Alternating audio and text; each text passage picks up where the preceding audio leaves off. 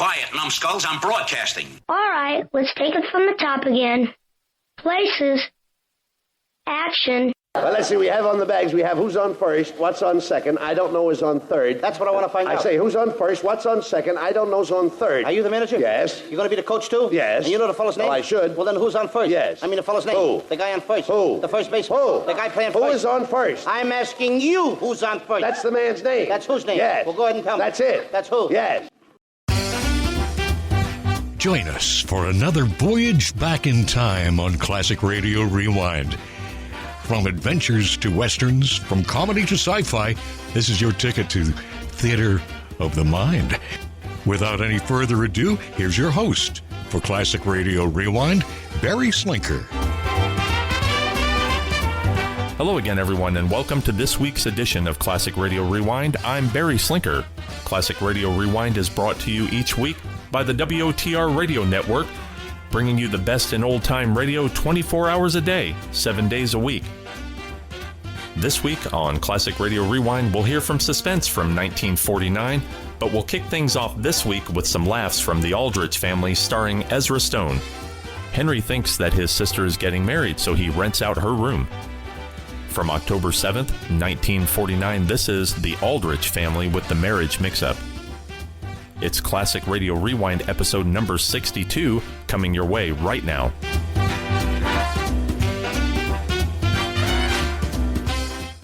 It's the Aldrich Family, brought to you by the Jello family. Jell. Oh, Meredith Wilson. Well, if it isn't my dear little talking people, and you never look better in your lives. We have 5 lives, you know. I know. 1, 2, 3, 4.5. Hey, what's with that 4.5? We forgot Johnny's half dead today. Oh, no.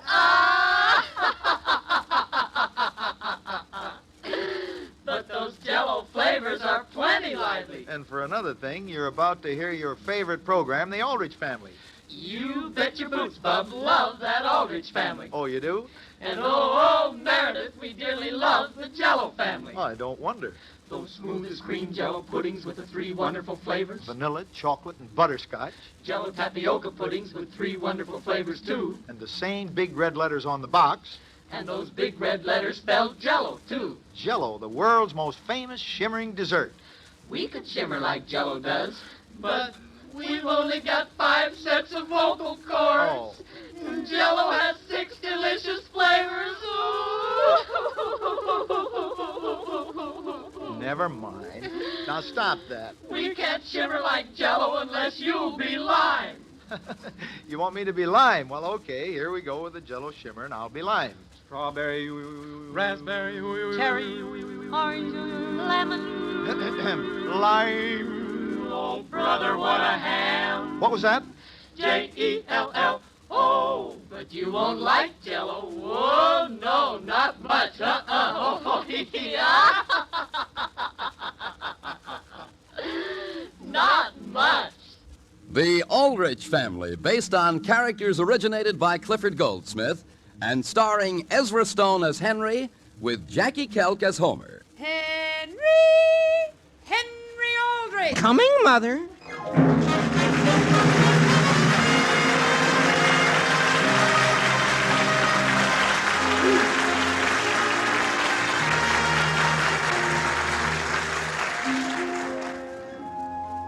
When you take a typical American family, plus some friends and neighbors, and then add one teenage boy, well, you needn't bother to stir things up. The boy will always attend to that. Henry Aldrich is no exception to the rule. The scene opens in the Aldrich living room. It's early morning. Now, Alice. Now, Mother. Sam, I'm not crying. Of course not, Alice. Of course not, Mother. Here, take my handkerchief. Alice, you knew Mary'd be doing a thing like this eventually. Yes, only... Sam, she's so young. You and Father wouldn't want me around the house for the rest of your lives, would you? It's just a matter of getting used to the idea, Alice. You'll get over it in no time. Of course you will, Mother. And Henry Aldrich. Oh, gee whiz. Henry. Henry Aldrich, how long have you been there under that piano? Why, not long, Mary. Dear, please get off the floor with your clean sweater. Yes, Mother. And what's in that gunny sack beside you? Gunny sack? Mother, that's no gunny sack. No. Gee whiz, no. Then what is it? Hi, Mrs. Aldrich. My goodness. Sam, it's Homer. An understandable mistake, Alice. Henry, would you mind telling us what you and Homer were doing under that piano? Doing, Father? If you please. Why, you might say we're looking for a golf ball, Father, that accidentally rolled under there from the hall. A golf ball? Yes, sir, and I was helping him. You don't say. Yes, sir. Yes, sir. Then may I ask why you didn't let us know you were there? Why, We didn't think it was polite to interrupt you. Henry Aldrich, I never thought you'd stoop as low as spying under piano on your own sister. Spying? Mary, I was spying? Yes, you were. Well, honest, Mary, we hardly heard a word. Did we, Homer? Gee, no, hardly a word. Well, then suppose you each take an apple and go outside. Outside? Yes. Before we find out why Mary's leaving home? Homer! Mr. Aldrich, I'm not nosy. I'm just naturally curious. When the time comes for you boys to know, you will be told. Now run along, Henry. Yes, Father. Come on, Homer. Well, Alice? Mother, won't you please give me your permission? Boy, Henry, why do you suppose they're throwing Mary out of the house? Homer, they're not. No? She's throwing them out? No, she's just leaving peacefully. What for? Well, don't you get it? Mary's finally getting married. Mary? Sure. Married? Sure. To a fella? Homer. It's just that I've always looked at her as just a member of your family, not someone a person would marry. Why not? Gee whiz, when you forget you're prejudiced, Mary's really a darn good-looking girl. She is? Sure. Henry, who do you think she's doing it to? Doing what to? Getting married to. Gee, Kermit Hannigan, I guess. The Kermit Hannigan who's a reporter on the Times? Well, who else could it be? Oh, boy, Henry. You'll be able to get your name in the paper anytime you want to. Not exactly, Homer. Kermit sort of specializes in obituaries. Now, Mary, I must start my housework. But won't you say you'll let me first? Alice, why not? Sam, I told you Henry, why aren't you outside? Why, we're just about to go, Mother. Come on, Homer. Okay, and good luck, Mary. Homer, we're not supposed to know. You see, Mother, even Homer approves. Dear, Homer is not your mother. Why not say yes and get it over with? Well, Mary, will you ask Alvin to let you come home to lunch every day? All the way home? Well, Mary, I'm sure he can spare you for that long. Well, I'll ask him. And tell him I insist that you take a nap in the afternoon. Now, Alice. Sam, she's always been a little weak since she had her tonsils out. That was when she was 12. I know, but she's never completely recovered. Mother. Now, Alice, I was 14 when I got my first job, and it did me a world of good. Yes, Sam, but your tonsils were like iron. Alice, why get so upset over a little thing like Mary getting a job? Sam Aldrich, if your only daughter were going to work in a hardware store filled with saws and chisels, you'd be upset, too.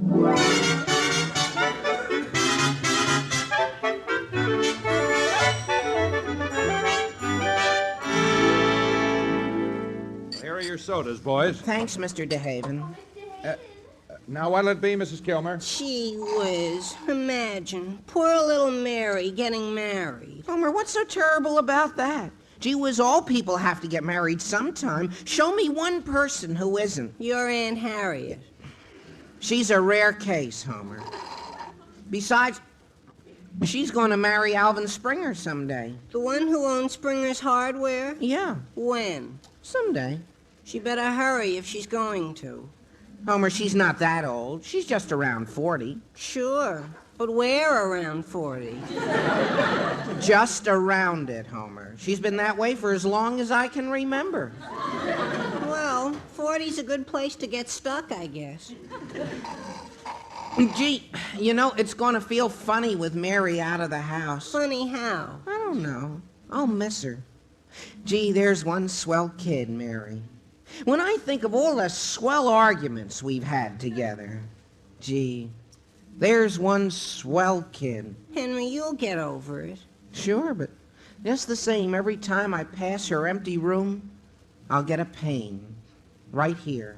Excuse me, Henry. Did I hear you say you had an empty room? What's that, Mr. DeHaven? If it's for rent, my nephew might go as high as $6 a week. $6? Take it, Henry, take it. Now, wait a minute, Homer. Mr. DeHaven, we're not renting the room. It's just that my sister Mary is getting married.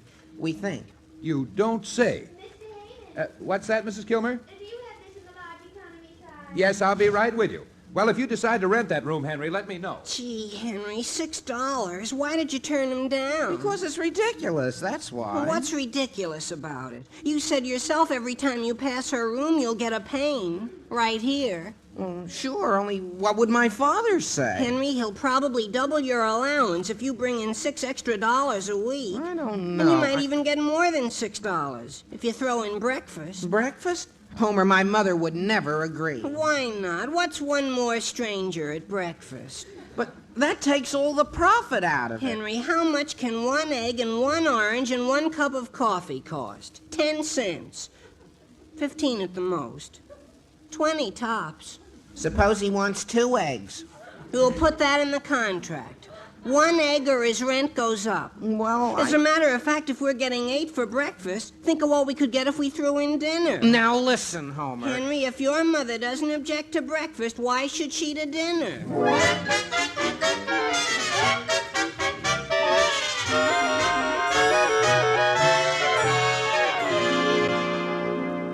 But Daisy! Oh, my goodness. Who was that on the phone, Mary? Daisy Harper. And, Mother, she's never said anything so strange to me in my life. Strange? How? Well, I no sooner lifted the receiver when she said, "Why didn't I tell her first?" And then she burst out crying. What? Then she hung up. What do you suppose made her say that? I can't imagine. Unless... Unless what? You don't think she wanted that job at Springer's, too? You think so? Well, my goodness, she certainly has her nerve. Especially when she knows I'm taking the job because of Kermit. Kermit? Yes. He asked me what I did during the day. And, Mother, I've never been so tongue-tied in my life. Oh, I'll see who that is. Hello? Alice, this is Sam. Do you know any other Aldriches in Centerville? Other Aldriches? Yes, that might rent rooms. No, Sam. Why? Well, I just had a call from a man who heard from another man that we have a room for rent. We? With breakfast. My goodness. What did you tell him? That he obviously had the wrong party. I should say so. My goodness, we just about have enough room for ourselves.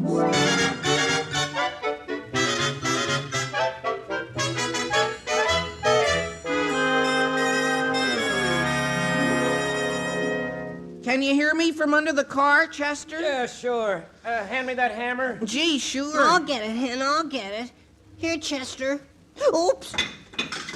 Oh, boy. Did that get you, Chester? No, not quite. It was a good try, though. What's the best offer you've gotten for the room so far? Gee, a fellow went to $8 not more than 10 minutes ago. Oh, as high as that? Did we mention breakfast was included? Yeah? And it's a nice room? I'll say it has double exposures. Oh, yeah? The person who's moving out had it for nearly 19 years. You don't say. Where is this room, Henry? Well, if I get permission at our house. Yours? I didn't know you had an extra room. We don't. But we're losing Mary. Mary, your sister? She's sick? No. She's getting married. Oh, you don't say. Who's the lucky guy? Well, I'm not absolutely positive. And, gee, I wouldn't want to start any unfounded rumors. Oh, naturally. Henry, I'll take the room. You will? Oh, boy, Henry. To tell you the truth, I'm not very happy where I am. Well, I'll tell you, I'll have to get my mother and father's permission first. Well, that shouldn't be any trouble, should it? Well, I don't think so. Henry, you won't have any trouble at all. Okay. Now, will you excuse me while I make a phone call? Sure, Chester, old kid. Henry, why don't we celebrate with a soda? Number, please. Elm 996. Elm 996. Henry. Were you calling I, Chester? How are the acoustics in Mary's room? The acoustics? Well, Mary never had any trouble with them. Hello? Mrs. Smith, this is Chester. You know, the fellow who has your front room? Yes? Mrs. Smith, are you still against my practicing in my room? I am. Well, in that case, Mrs. Smith, it may interest you to know that I'm taking my instrument and moving. Well, I'm certainly glad to hear that. I've got at least 20 people waiting to snap up that room.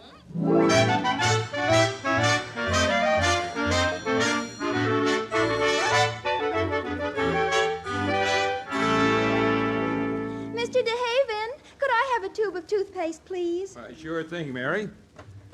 Here you are.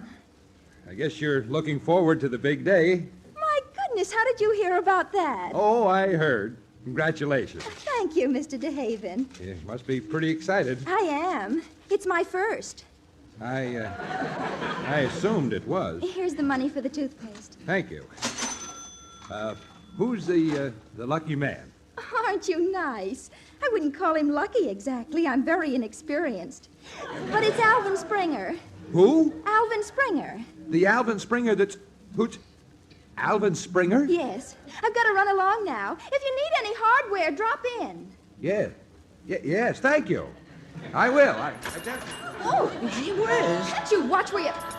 Oh, my goodness, it's you two. Gee whiz. Hi, Mary. Hi, Mary. Henry, I'm in a hurry. Goodbye, Mary. Goodbye, Mary. Henry, now that I take a good look at her, you're right. She's darn pretty. I know. Gee, the more I look at her, the more I wish I'd noticed her when she was available. Homer, you and Mary? What's so crazy about that? Well, hello there, boys. Hi, Mr. DeHaven. 2 double skyscrapers. Yes, sir. And, Mr. DeHaven, in view of business conditions, I don't think we can let your nephew have it for 6. Have what? Mary's room. Oh, yes. Well, Henry, you could have bowled me over with a feather when she told me who she was marrying. She told you? Sure. And the last man in the world I'd think of would be Alvin Springer. What? What? Alvin Springer? Old Alvin Springer? Oh, gee whiz, Mr. DeHaven, you must be mistaken. She's not marrying Mr. Springer. She's marrying Kermit Hannigan. Henry, she just told me herself. 2 skyscrapers coming up. Gee whiz, Henry. Mr. Springer. Homer.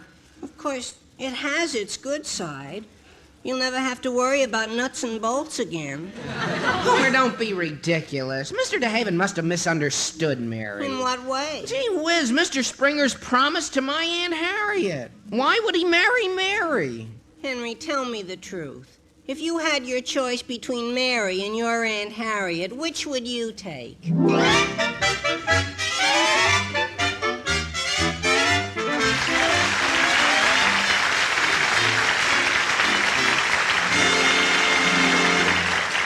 Well, speaking of engagements, here's a very happy one for you folks. A date with Jell-O for dessert.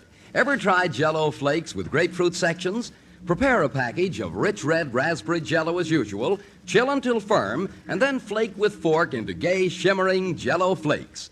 Garnish with luscious sections of grapefruit. Easy to fix, swell to eat. All 6 Jell-O flavors, strawberry, raspberry, cherry, orange, lemon, and lime, have that famous locked-in goodness that reminds you of the real ripe fruit itself. No wonder Jell-O is America's favorite gelatin dessert.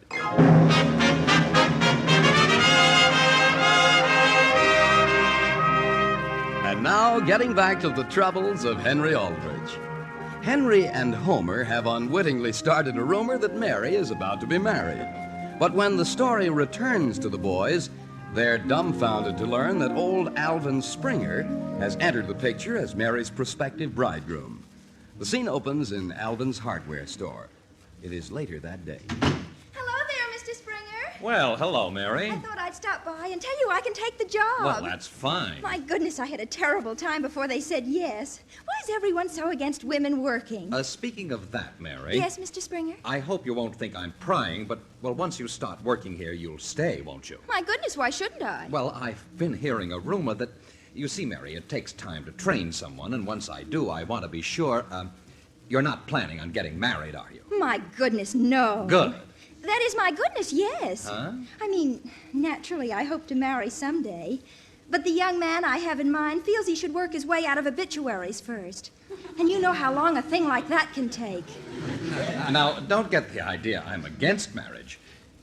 As a matter of fact, can you keep a secret? Oh, yes. I proposed to your Aunt Harriet last night. You did? Well, my goodness. I'm so happy I'm going to kiss you. Oh. There, Uncle Alvin. Oh, Mary, right in the front window of the store. My goodness, why not? We're practically in the same family. Yes, now that you mention it. Well, I've got to be going. Oh, goodbye, Mary. See you Monday morning, 9 o'clock. 9 o'clock sharp. Now, wait a minute, Henry. Shouldn't you count to 10 first? Henry, my goodness, why are you so flushed? Mary, I didn't believe it when I heard it. And boy, if I hadn't seen it with my own eyes, I'd never believed it. Believe what? Naturally, you're free to do whatever you please, but you certainly ought to think of your family. What are you talking about? You know very well. And I certainly don't blame Mother for not wanting to give her permission. Henry, why should you object to that? Why not? Boy, I'll be the laughing stock of Centerville. Just because Why, Henry, I never imagined you were that old-fashioned. What? And this is a free country, and I'll thank you to remember the Bill of Rights. Okay, Mary, okay. But wait until Father hears about this. Henry, come back. It may interest you to know he already has. Mary. Yes, Homer? Mary, I may have a way out. Out of what? Mary, if I were to ask you to wait for me, would it sound ridiculous? Wait for you to what? Gee, it already sounds ridiculous. Homer, you mean wait for you to marry me? Are you mad? Why, no, of course I'm not mad, Homer. You're not? Oh, boy. The only thing is... Of course, I'd have to keep going to school until maybe someday I'd graduate. But if you help me with my algebra, that shouldn't take more than 3 or 4 years. Homer! And naturally, you'd have to get my parents' consent to give me away. But that shouldn't be too hard. Homer! Yes, Mary, dear. Homer, naturally, I'm very flattered. You're very sweet to ask me, but I'm afraid it's out of the question. Well, if it's money you're worried about, Mary, I think I can get my father to raise my allowance. Homer, I don't have time to explain now, but I'm afraid I have someone else in mind. I know, but Mary, don't you think I'm an improvement? Mary.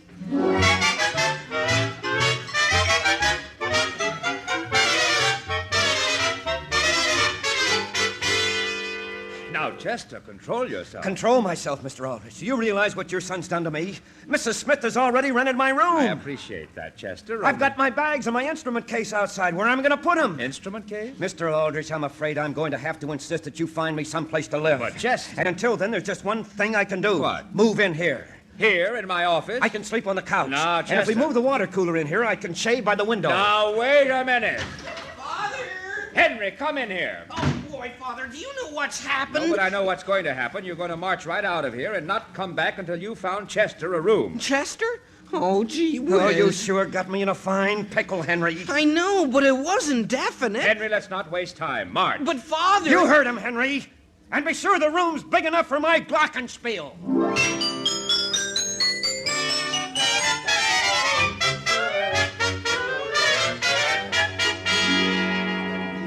Mother, I could die. I could just die. Mary, calm down. Mother, how can I? You'll have to try. Your nervous system won't be in any condition for dinner. But, Mother, don't you realize what I heard on the bus? What? I'm getting married.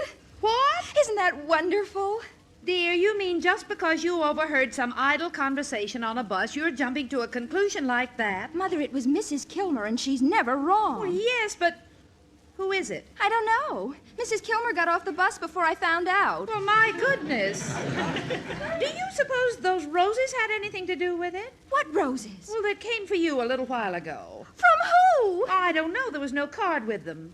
But do you know what was in the box? I'll answer the door, Mother. Try to control yourself, dear. Your hair's coming down. Controlled, Mother, I'm controlled. But isn't this a mystery? Why, Kermit. Hello, Mary. Hello. Come in. Thank you. Did my roses arrive yet? Oh, you're the one. Well, after I heard the news, I thought, there to show you how I feel, Mary. My goodness. But the reason I came over is, did you happen to find my umbrella among the roses? Your umbrella? It wasn't until I got back to the office that I noticed I had the card that went with the flowers in my hand, and my umbrella was gone. Well, I'll certainly keep my eye out for it. Thank you. And you didn't have to go to anything as expensive as flowers. That's okay, Mary. After all, a thing like this only comes once in a lifetime. And Mary... Yes, Kermit. We'll always be friends, won't we? I certainly hope so. And I'm sure you'll be very happy. Well, I hope you will be, too. I'll try, but frankly, it may be a little hard. Why, Kermit. Mary, I guess this is goodbye. Goodbye. Aren't you coming over tonight? Well, Mary, after all, I mean, do you think I should? My goodness, why not? Well, I mean, what'll Mr. Springer say? Mr. Springer? What does he have to know? Mary! Just because I'm going to work in his hardware store? Work? You're going to work after you're married? Well, of course, Kermit, that's up to you. Me? Yes. I feel the husband should always decide things like that. Mary, do you mind if I sit down on this umbrella stand? I suddenly feel weak. Of course not. Mary, aren't you marrying Alvin Springer? What? Oh, that's what I heard. I mean, someone told me Henry said... Henry? I think. Well, if that isn't the most ridiculous thing I ever heard. You mean you're not? Now, Kermit, why should I marry someone like Alvin when I knew you were just around the corner? I mean... Mary, What, Kermit, what? I'm stuck in the umbrella stand. Mother, could I have my supper now? Henry Aldrich, you come in here. Mary, I haven't got time to... Kermit, what are you doing here? Henry Aldrich, what are you going around saying? Well, I'm saying something, Mary? Henry, Mary isn't marrying Alvin. She isn't? Of course not. I'm just working for him. Well, gee whiz. And you should know better than to start rumors like that. Mary, I give you my word of honor. I didn't start it. No? Gee whiz, no. I heard it from someone. Who? Who? Let me think now. Who was it? Henry, is that you? Oh, gee whiz. Yes, Father. Henry, have you found a Father, room? aren't you going to say hello to Kermit? Huh? Oh, yes. Hello, Kermit. Henry. Mr. Aldrich, while I have you here... While I have you here, sir... Wait until after dinner, Kermit. We never discuss things with Father on an empty stomach. What's that? Father, if you're worried as to why I'm home, all I'm going to do is get a little nourishment, then I'm going to put my nose right back to the grindstone and find Chester a room. You haven't found one yet? Father, honest, I've looked everywhere. The only empty room I could find was in the YWCA. I see. And they won't let Chester above the ground floor there. What's Homer doing here at a time like this? It must be dinner time. Here, Hen, I've got Chester a room. You have? Oh, boy, Father, did you hear that? Gee whiz, Homer, where did you find one? Over in my house. Your house? I didn't know you had an extra room, Homer. We haven't. I'm renting him mine. Yours? For $14. So, Hen, could you come outside and help me with my trunk? What? Your trunk? What's your trunk doing over here? Well, gee, Mr. Aldrich, I've got to have some place to live. Now, wait a minute. Wait a minute. Once and for all, we are not renting any rooms in this house. But, Mr. Aldrich, that's the beautiful part of it. I don't intend to pay a cent.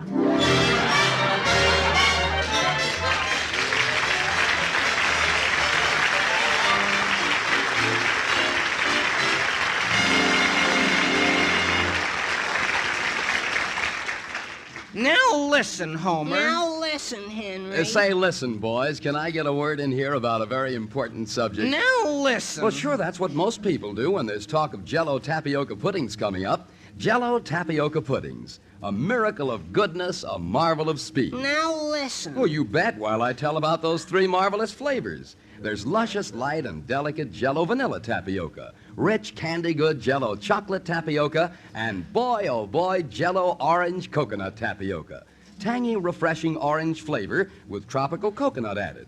Now listen, Tapioca, I mean Homer. All three Jell-O tapioca puddings are ready prepared, nothing to go wrong. Ask for Jell-O tapioca puddings, a miracle of goodness, a marvel of speed. Homer, all I want to know is this. If you're going to be our roomer, do you expect my mother to get your breakfast every morning? Henry, after hearing about Jell-O tapioca puddings, I'll be glad to settle for supper instead. Oh, boy.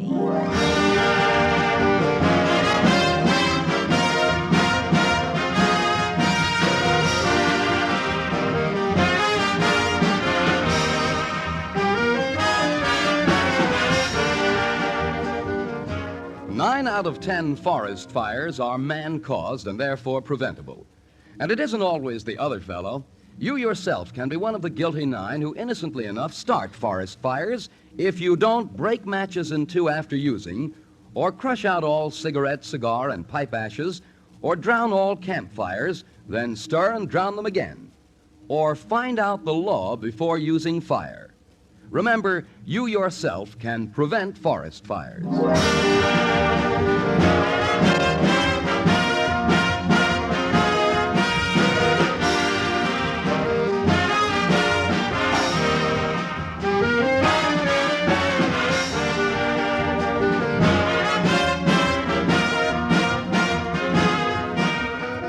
Aldrich Family, starring Ezra Stone as Henry, with Jackie Kelk as Homer, is written by Norman Tokar and Ed Jurist, with music by Jack Miller. Mr. and Mrs. Aldrich are House Jameson and Catherine Roth. And this is Dan Seymour in New York saying the Aldrich Family is brought to you by the Jell-O family. For desserts that taste delicious, boy, believe me, you should know. They are made by famous Jell-O.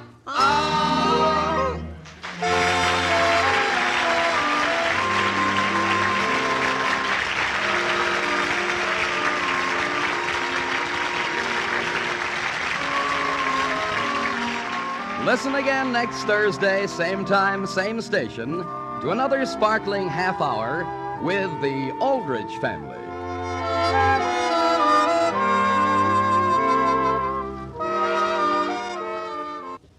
This is NBC, the national broadcasting company.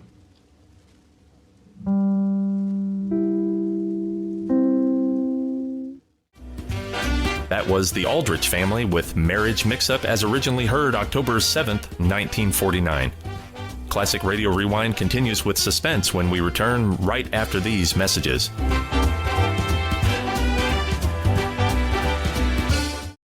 You said you'd never buy your kid candy from the checkout aisle.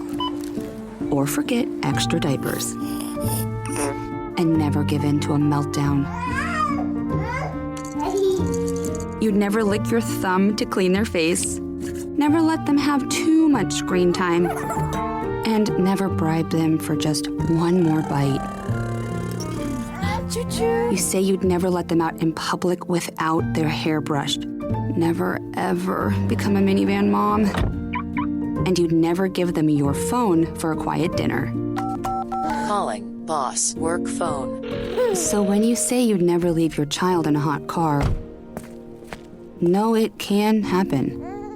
Cars get hot fast, and kids can be at risk in temperatures as low as 60 degrees Fahrenheit. Never happens.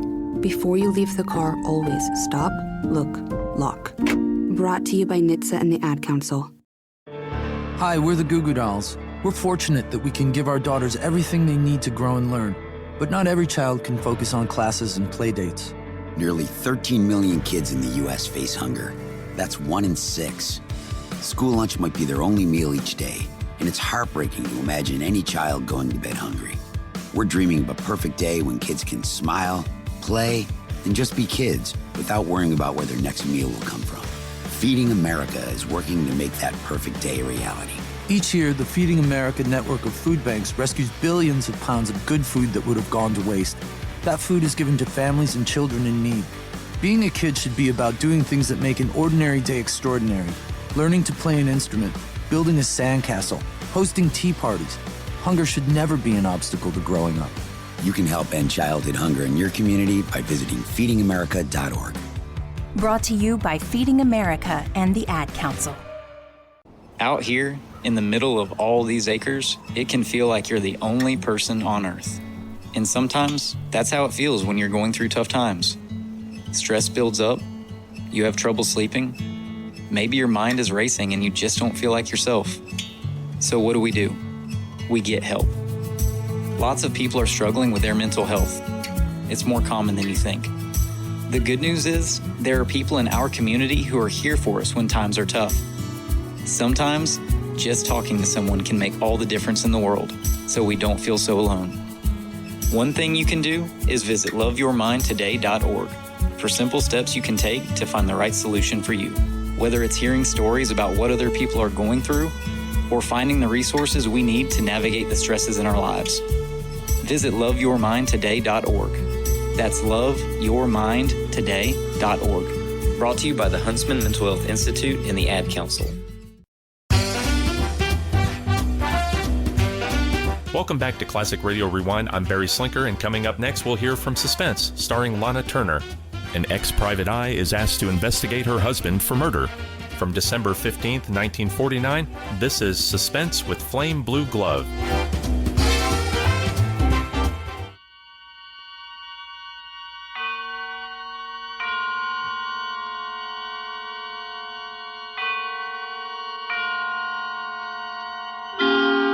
Suspense.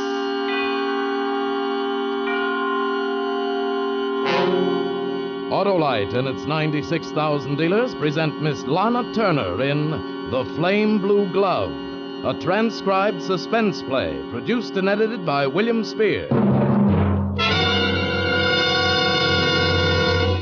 Now, let's see. Are we going to put the tree over there again? Uh-huh. And we'll have Santa Claus hang presents for Uncle John, Cousin Joey. Oh, I'm going to ask Santa Claus to fill their stockings with Autolite resistor spark plugs. Look, honey, you're home. This is me, your wife. You can get away from business. Business? It's a pleasure to give such a Christmas present. But, Harlow, Christmas is a time for sentiment. Sentiment, sure. Why, John and Joy will love us because Autolite resistor spark plugs will make their cars idle smoother and give better performance on leaner gas mixtures, actually save gas. Oh, my goodness. Ohm is the secret, all right. That exclusive built-in 10,000 ohm Autolite resistor. Only Autolite resistor spark plugs have it. What a life. Now you're talking. Autolite resistor spark plugs have 200% longer electrode life.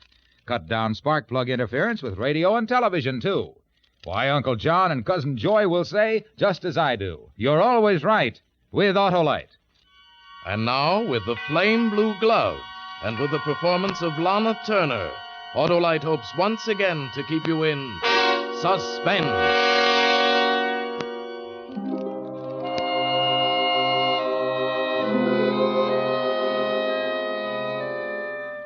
The trouble is, you never had any feelings, Dutch. You don't know what it is to feel, not like other people feel. You've spent too much time looking out at the world through dirty windows. I never liked working for your detective agency. I never liked you, Dutch. I never liked you at all. This is my last case. And this is my last report. You'll have to train someone else to go out and get tangled up in other people's lives. I thought I was through working for you when I married Jimmy Conway. But I was wrong. You showed up again last week. I was working in my garden. Even above the smell of the roses, I could smell trouble. Hello, Shadow. What? Dutch! Where did you come from? Just in the neighborhood. Here, give me those things. What do you know about a rose bush? I know this one's got thrips. Trim it, use nicotine spray for a week or 10 days, clear it up just like that.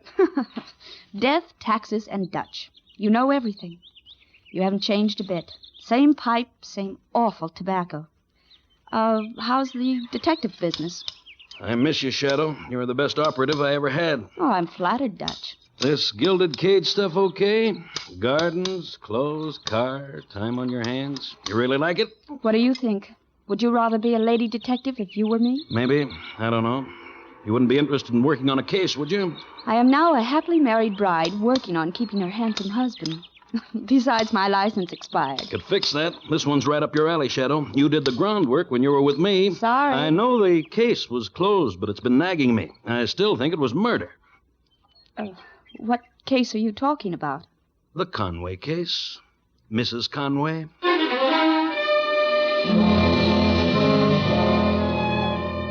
I looked at you. You weren't kidding, but you were smiling. And you only smile when something might go wrong for somebody. Yeah, I still believe your husband killed his first wife. Hate me? Who hired you? Nobody, just nagged by the fact, Shadow. Eloise Conway, wealthy wife of not-so-wealthy Jim Conway, drinks 10 dissolved sleeping tablets New Year's Eve. Coroner's jury says suicide. I just can't buy it. The police accepted the coroner's verdict. That day at the coroner's inquest, you disappointed me, Shadow, refusing to go on the stand. You'd been tailing him for 2 months. You could have told about his 3 lady friends. Telling those things to a coroner's jury wouldn't have helped one way or the other. Jimmy's clean and decent, Dutch. He would have been arrested on suspicion of murder if you'd spoken up. Those girls meant nothing to him. They were just friends. Maybe, and he might have fed her those pills so he could have one of those friends. Then why did he marry me instead of whoever it was? You saved his hide, Pigeon. You didn't tell the coroner about his friends. Maybe he married you to play it safe for a while. Maybe... Jimmy had nothing to do with Eloise's death. You know, I keep thinking what she said when she hired us. How did she put it? Yeah. Jimmy married me for my money. He was in love with somebody else. As soon as he thought it was safe, he went back to her. Went back to who? Who do you mean? Want to work on the case with me? No. No, I don't. Shadow, did you ever stop to think what might happen to you if he isn't innocent? If you let some little suspicion slip out somewhere and he gets it into his head that... Doesn't it ever scare you?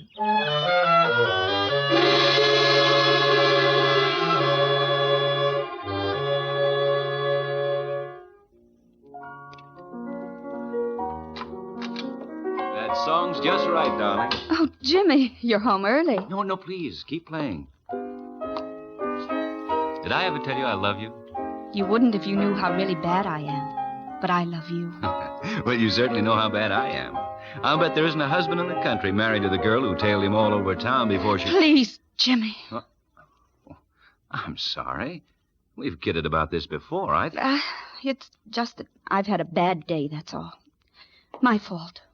Oh, you're trembling. Oh, poor darling. Sarah. Yes, Jimmy? Maybe you stay around this house too much. Or maybe it's around you too much. What do you mean? After all that's happened here. This is where Eloise died. I just thought maybe it gives you the creeps to live here. We can sell it, darling. Get another place. Oh, no, Jimmy. This is our house now.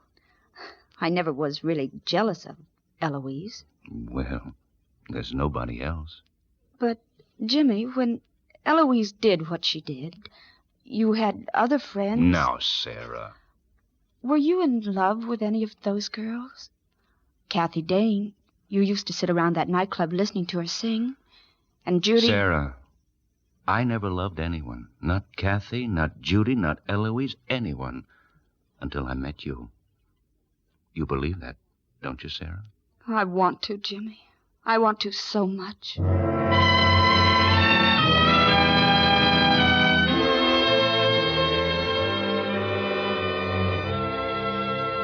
The next afternoon, walking down Hollywood Boulevard, I saw an ugly second-floor office, and there was an ugly sign to go with it. Dutch Detective Service. I came up to see you, Dutch, to tell you to drop it. I won't drop it. They blow their heads off and take poison and jump off of buildings and chew sleeping tablets. But they don't go around hiring detectives to watch their husbands before they do it. Eloise Conway was bumped, and I'm going to find out about it. You're not going to pin it on Jimmy. He didn't have anything to do with it. If he didn't, one of his little friends did. Look, these old reports of yours include the names of 3 dames he went out with while you were tailing him. Yes, that's right. A torch singer named Kathy Dane, his private secretary, Millicent Taylor, and a Miss $1 Million named Judy Fleetwood. And what about them? Look, Dutch, I asked Jimmy about those girls last night. They didn't mean anything to him. A woman knows her husband. Yeah, well, I know a woman. And if they want a guy bad enough, they'll kill for it. And one of them left this glove on the floor of the bedroom the night our client passed away. Oh, that old glove. The police weren't even interested in it as evidence. Well, I am. The police didn't have any Cinderellas to fit it on because you didn't mention Jimmy's girlfriends at the inquest. Which one of them does it fit, Shadow? Size 6.5, commonest size in the world. Fit anybody. Look, even fits me, Dutch. Well, the color's a little unusual. You'll grant me that? Flame blue? Yes, I guess so. All right. If we find the partner to this glove, we've got something. You going to help? I can't. All right. There's other female ops in this burg. I kind of thought you'd like to do it. You know, see that your husband's handled fair and square, no frames or anything like that. Oh, all right, Dutch. I'll give it a whirl. Good. But in a week you'll come to me and tell me I was right. That Jimmy's innocent. Oh, I'm sure I will, Shadow. I'm sure I will.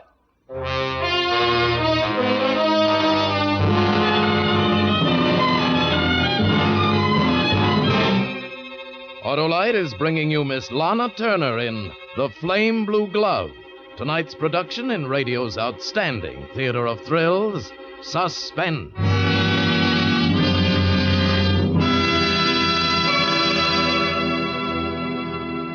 Harlow, if you're through rhapsodizing about Autolite resistor spark plugs, I'd like to plan out the rest of our Christmas. Oh, sure, of course. Now, I've asked Aunt Helen to drive over for the day. Aunt Helen, I haven't seen her for a long time. Wonder if she's got Autolite resistor spark plugs in her car. Everybody else is dreaming of a white Christmas. Not my husband, Harlow. He's dreaming of an Autolite Christmas. I'll tell Aunt Helen that with Autolite resistor spark plugs, her car will idle smoother, give better performance on leaner gas mixtures, actually save her gas. Look, my super salesman. I'll tell her that Autolite resistor spark plugs never worry radio and television reception, that they have 200% longer electrode life. Yeah, I know. What a Christmas party we'll have. I'll bet Aunt Helen's eyes will light up like the famous Autolite bullseye headlights. Then I suppose you'll tell her to get a set of Autolite resistor spark plugs at her dealer's? Oh, no, I'll have a set on the tree for her. Or maybe she'd prefer the famous regular type Autolite spark plugs, long recognized for their dependability. Well, anyway, it's a present you can't go wrong with because you're always right with Autolite. And now, Autolite brings back to our Hollywood soundstage our star Lana Turner in The Flame Blue Glove, a tale well calculated to keep you in suspense.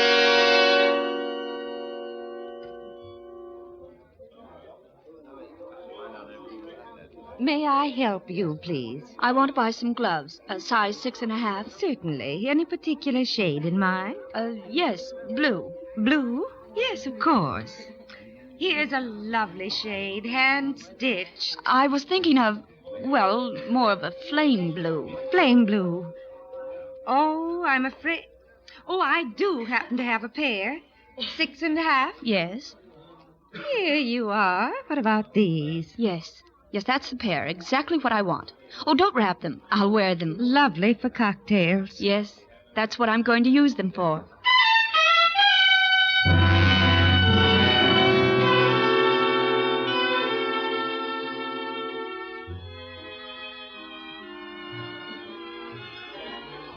Mrs. Wingate? Yes, I'm Mrs. Wingate. Oh, won't you sit down, please, Miss Dane? I've always admired your singing so much. I've always been a fan of yours. Kathy Dane records are favorites with all my friends. Oh, I took the liberty of ordering martinis.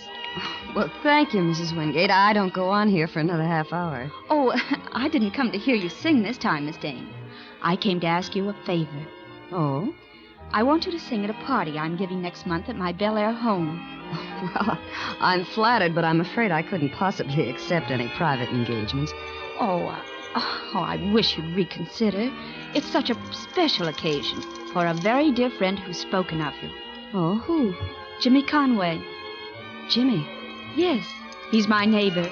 You know, he's been through so much in the last year with Eloise's death and everything. I felt this party might... You know Jimmy's wife? Yes, I've met Sarah. She's very nice. I'm glad. For Jimmy. I know I talk too much, but since I've met you, I can't help wondering why you and Jimmy... It's really quite simple, Mrs. Wingate. I'm a singer. I need backing. Jimmy couldn't help me then. He didn't have the money he inherited when his... Well, anyway, by the time I got my backing, what's her name? Sarah had come between us. I never met her, but... Oh, I'm sorry. Did any get on you? No, but I'm afraid those beautiful gloves of yours are ruined. Oh, what a shame. Well, I hope it won't take the color out. Flame blue is my favorite. Mine, too, I guess. I had some gloves pretty much like those ones. Oh, really? I lost one of them. Oh, really? Well, I ruined one here. Perhaps we could make a pair between us. Which one did you lose? Oh, I can tell by just looking at yours they'd be too small. I wear a 7 3/4 glove. Have to have them made to order. My piano teacher used to call me ham hands. Sorry, I'm not your girl. No, I'm afraid you're not.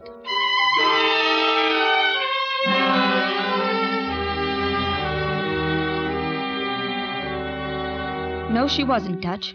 I'd played the scene well. Smart. Oh, you'd have been proud of me, Dutch. It wasn't easy. Because I was playing with my own life, my happiness. But I did it just the way you taught me. And I gave you the report just the way you taught me. All facts, no emotion. All right, Shadow, so it isn't Kathy Dane. But that glove fits somebody. Dutch, I hate it. I'm shaking from it. Oh, Jimmy'll know I'm up to something. Look, drop the whole thing. I'll give you $15,000 I have in my checking account. I want more than that. Dutch, I won't let you break this up for me. Jimmy and I have too much. You mean you're going to try hanging on to him and his money even if Eloise was murdered? Stop it! That make you feel better? I'm sorry. Okay. 1 down and 2 to go. A secretary and a grass widow. Who's first, Shadow? I'm so tired, Dutch. Sure, kid, sure. You need a good night's sleep. I'll drive you home. Sleep good in that house? Very well. Just ask, Shadow. Just asked.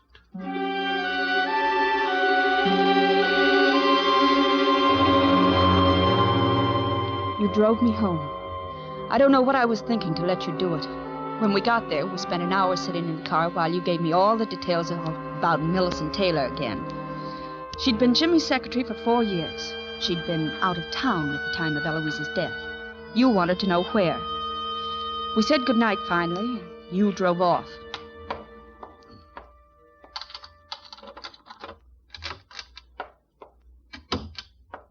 Evening, Sarah. Since when have taxis been slipping up to the house without lights? Oh, Jimmy, didn't you get my message? Sure, darling. You wouldn't be home for dinner. Why are you so nervous? Who'd you have dinner with? Oh, Louise Gowans. You remember Louise. She just got in from Honolulu. Oh, how is Lou? Oh, fine. Fine, Jim. She asked about you. Well, What is it, darling? don't you kiss your husband when you get home? Oh, of course. Well, what's the matter? Are you smoking a new brand of cigarettes or something? No, Well, your hair's full of a tobacco smell I seem to remember from somewhere. Oh, the cab driver was smoking a pipe. Oh, I remember now.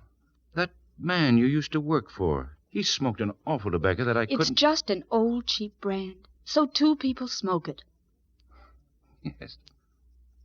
Yes, of course.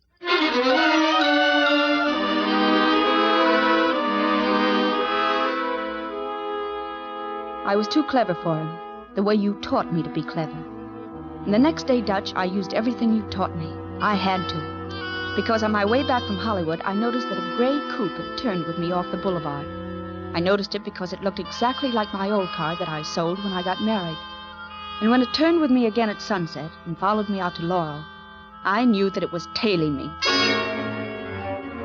Oh, I used what you'd taught me so well, Dutch. I timed traffic lights, dodged up narrow streets, and got away from him. I would have taken his license number and looked him up, Dutch, but I had other things to do first. Things like playing sick, playing a scene for my husband's secretary. Come in. Oh, Millicent. Millicent, it was so sweet of you to come. Sit over here by the bed. Are you ill, Mrs. Conway? Oh, migraine headaches. Unbearable sometimes. Oh? Shame. Oh, but I never let Jimmy know about them. Sick wives are such a nuisance to a man. Yes, they certainly are. I called you, Millicent, because I've been planning a surprise for Jim's birthday. A costume party. And you want me to call it off? All right. What guests are coming? Oh, no, I don't want to call it off. Jimmy needs relaxation. I wondered if you'd play hostess for me. Me? Hostess? Well, if this stupid headache persists, it'd be a great favor to me, and I know Jim would like it. Say you will, please. Well, really, Mrs. Conway, Please now. Well, I haven't a costume. I don't know what... Well, mine's in the closet. I got it from Hollywood costumers today. It would fit you. Which one? The colonial with the... Oh, yes. Well, it's lovely, Mrs. Conway. Oh, you'd look beautiful in it. I'd almost be afraid to let Jimmy see you wearing it. Would you? Now, the only thing it needs is some blue gloves. A flame blue, don't you think? Of course, they're rather difficult to find. Well, that's no problem. I think I know... Yes? You're clever, aren't you, Mrs. Conway? How do you mean? You aren't like Eloise.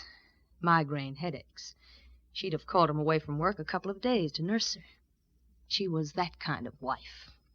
You're very fond of my husband, aren't you, Millicent? Yes. Yes, I am. Are you in love with him? Yes. Last winter it got so bad that I had to go to a sanitarium for a while. Oh, you poor dear. Everyone thought I was spending the holidays with my sister. When I came back, a lot of things had happened. Eloise had committed suicide, and I was married to Jimmy. Yeah. Mm-hmm. Here. But aren't you going to take the costume with you? I've got a feeling you'll be up and around by party time. If there is a party. Oh, just in case you want to check it. On New Year's Eve, I was in Riverview Sanitarium, Mrs. Conway. Goodbye.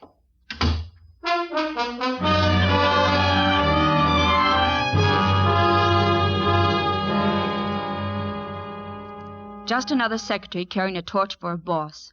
Another bad lead, Dutch. You checked on it next morning. Well, that's that, Shadow. Okay. But there's still the grass widow. She's smart. Judy Fleetwood. Look, she was in Reno getting a divorce. Cleaning service is good, and that glove might fit her. Oh, okay. Well, anyway, we're getting near the end, aren't we? You won't say uncle, will you, Dutch? Nope.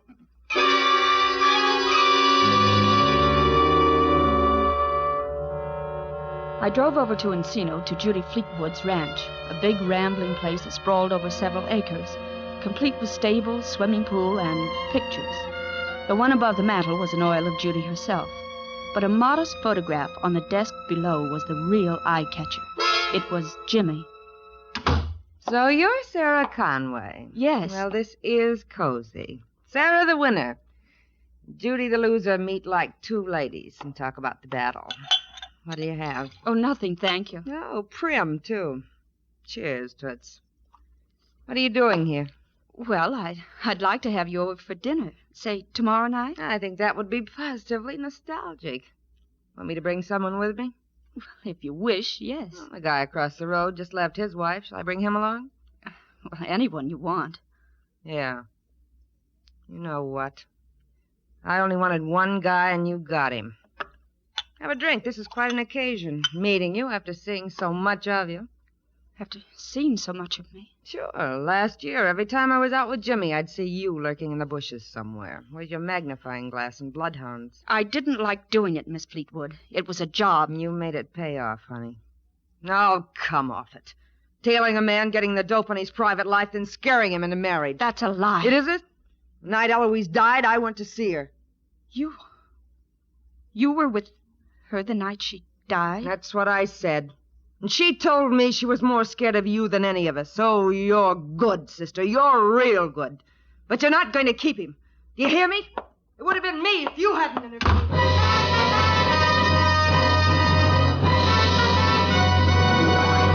Give it to me.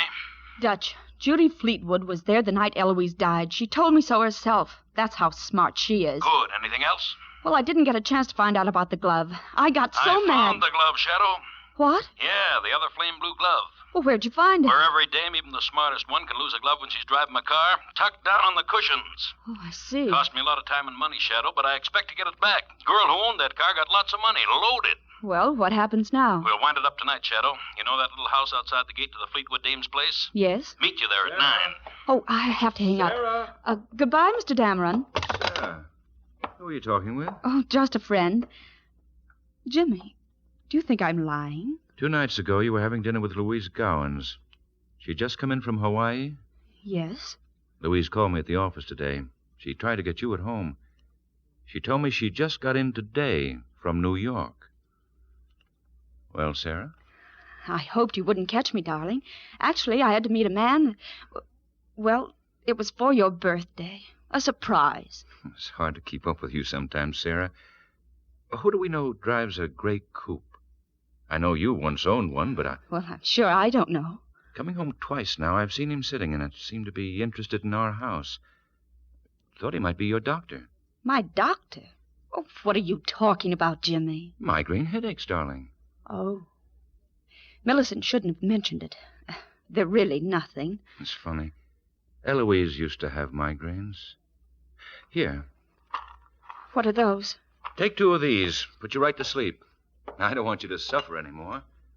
You shouldn't take too many of these, of course. Well, that's awfully sweet, Jimmy, but I feel perfectly fine. Do as I say.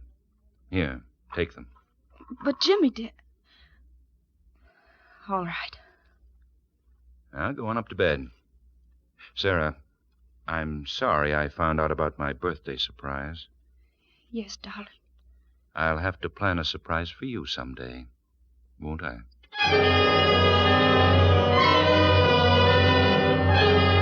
I pawned the sleeping pills, of course. Another little trick you taught me. I waited in my room 20 minutes. I could hear Jimmy listening outside my door.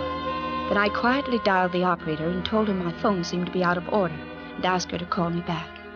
As soon as it rang and I heard Jimmy race to answer it downstairs, I was down the back stairs and out of the house. I was still 10 minutes early for our appointment at Judy Fleetwood's. I was quite calm. The night was dark, and I had my gun. I stood in the shadows and waited for you. I expected to hear your car first, but you fooled me, Dutch. I couldn't make out the shadow across the driveway, but I could smell the pipe smoke, and I fired. Dutch! Dutch! All right, Shadow. Oh! Drop it. Dutch! I said drop it. You never did learn how to shoot a gun, did you, Shadow? But you learned everything else. It's money you want, isn't it, Dutch? What good would it do me, Shadow? I'd be asking for something like this every time I came around to collect from you. And you might learn to shoot straight after a while. So, this is it, Dutch. This is it, baby. I've got the glove in your old car, the mate to the one you left in Eloise's room the night you fed her those pills. Even got you now on attempted murder. Nothing much for me to say, is there? Nope. That enough for you, Lieutenant? I guess it is. Sarah Oliver Conway, you're under arrest for the murder of Eloise Conway.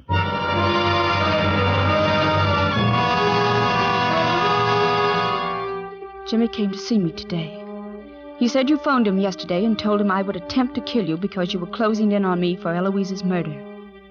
Dutch, Jimmy gave me 2 sleeping pills after he talked to you.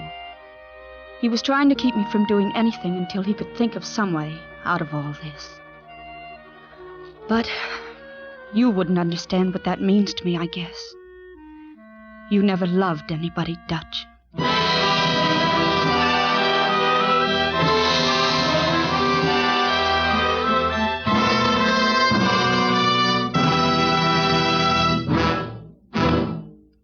Suspense, presented by Autolite.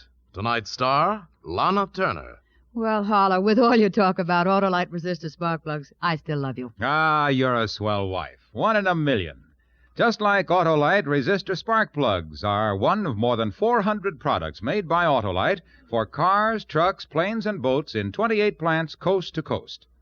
These include complete electrical systems used as original equipment on many makes of America's finest cars. Batteries, spark plugs, generators, coils, distributors, starting motors, and bullseye sealed beam headlights. All engineered to fit together perfectly, work together perfectly because they're a perfect team. So don't accept electrical parts supposed to be as good. Ask for and insist on Autolite, original factory parts, at your neighborhood service station, car dealer, garage, or repair shop.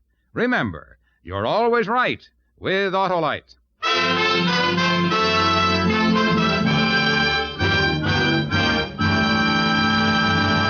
Next Thursday for Suspense, Eddie Cantor will be our star. The play is called Double Entry. And it is, as we say, a tale well calculated to keep you in suspense.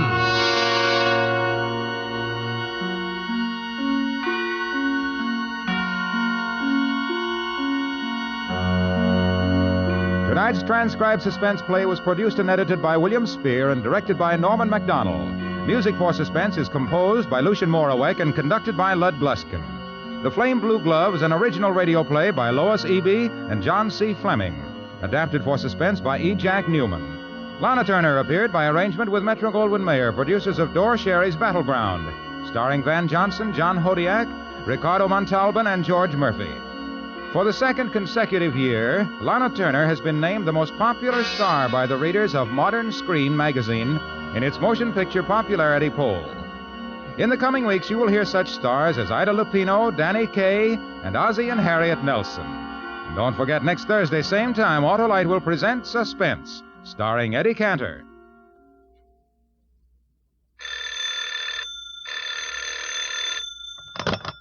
You can buy Autolite resistor or regular spark plugs, Autolite stay-full batteries, Autolite electrical parts at your neighborhood Autolite dealers. Switch to Autolite.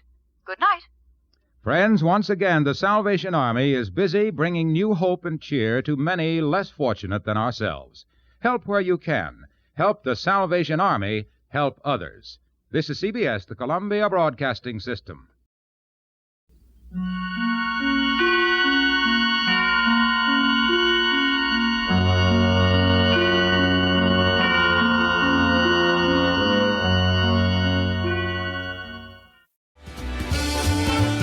You just heard Flame Blue Glove from Suspense, as originally heard December 15th, 1949. A programming reminder to mark your calendars this Memorial Day weekend. Old Time Radio USA is proud to present our annual Memorial Day weekend marathon, packed with suspense and remembrance. Kick off your holiday weekend starting Sunday, May 25th at 6 a.m. Eastern Time. We're bringing you the complete series of the thrilling classic Box 13. Follow the adventures of newspaperman turned mystery writer Dan Holliday, played by the legendary Alan Ladd. Holliday runs a classified ad. Adventure Wanted will go anywhere, do anything, Box 13. Get ready for every gripping tale back to back all day long. Don't miss a single moment of intrigue and suspense. Then on Memorial Day, Monday, May 26th, starting at 6 a.m. Eastern Time, join us for our special Memorial Day Honor and Remember programming. That's 2 full days of unforgettable radio. Sunday, May 25th, the complete Box 13 starring Alan Ladd, and then Monday, May 26th, our Memorial Day Honor and Remember special. Tune in to Old Time Radio USA for this special holiday event. Don't miss it. As we bring this week's episode to a close, I ask that you join us next time as we will hear from The Adventures of Sam Spade Detective and also from X-1. Don't forget to check out the WOTR website for information on the podcast and our live streaming stations. For Classic Radio Rewind and the WOTR Radio Network, this is Barry Slinker saying goodbye for now.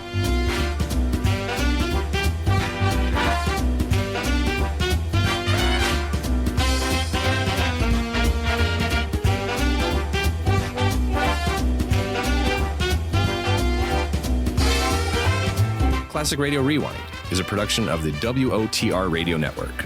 For more Classic Radio Rewind and to listen to any of the WOTR Radio Network stations, go to www.wotrradionetwork.com.